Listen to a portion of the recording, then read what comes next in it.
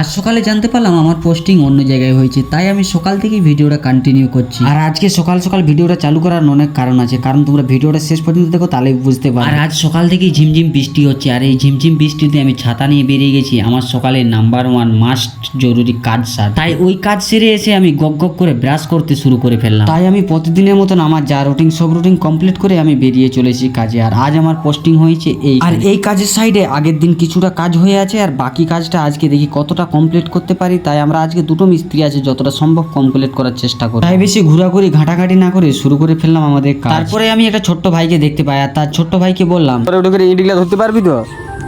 হ্যাঁ, মানেটা বুঝতে পারছো এর কতটা সাহস। এ তাও কাজের দিকে পেছনে, মানে আমি বলা মাত্র ও সঙ্গে সঙ্গে উপরে উঠে চলে এলো। আর এই বর্ষাকালের দিনে একটা জিনিসের এই ভয়, সেটা হচ্ছে বৃষ্টি। মানে আমরা কাজ যেই চালু করব সেই বৃষ্টি চলে এসেছে। তাই বৃষ্টি ছাড়া মাত্র আমাদের কাজ শুরু করে ফেললাম। তো চলো ভিডিওটা এখানে শেষ করছি। সবাই ভালো থাকবেন, সুস্থ থাকবেন, সুরক্ষিত থাকবেন। টাটা বাই বাই, দেখা হচ্ছে আবার কোনো একটা নতুন ভিডিওতে।